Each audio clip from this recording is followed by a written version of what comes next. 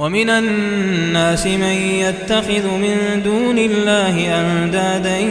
يحبونهم كحب الله والذين آمنوا أشد حبا لله ولو يرى الذين ظلموا إذ يرون العذاب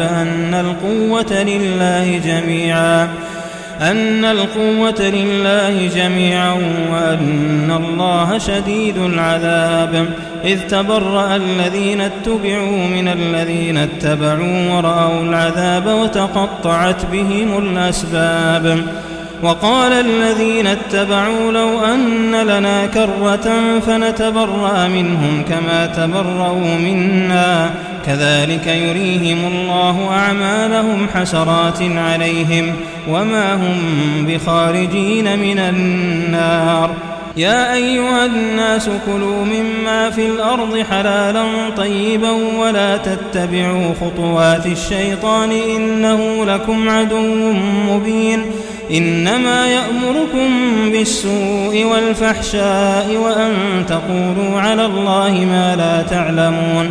وإذا قيل لهم اتبعوا ما أنزل الله قالوا بل نتبع ما ألفينا عليه آباءنا أولو كان آباؤهم لا يعقلون شيئا ولا يهتدون ومثل الذين كفروا كمثل الذي ينعق بما لا يسمع إلا دعاء ونداء صم بكم عمي فهم لا يعقلون يا أيها الذين آمنوا كلوا من طيبات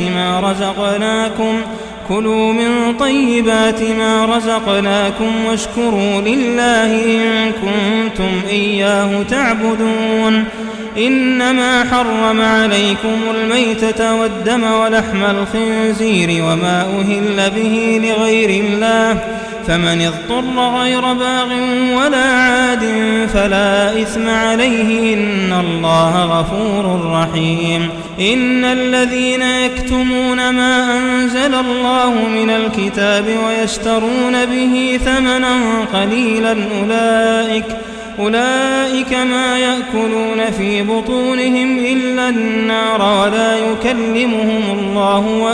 ولا يكلمهم الله يوم القيامة ولا يزكيهم ولهم عذاب أليم أولئك الذين اشتروا الضلالة بالهدى والعذاب بالمغفرة فما أصبرهم على النار ذلك بأن الله نزل الكتاب بالحق وإن الذين اختلفوا في الكتاب لفي شقاق بعيد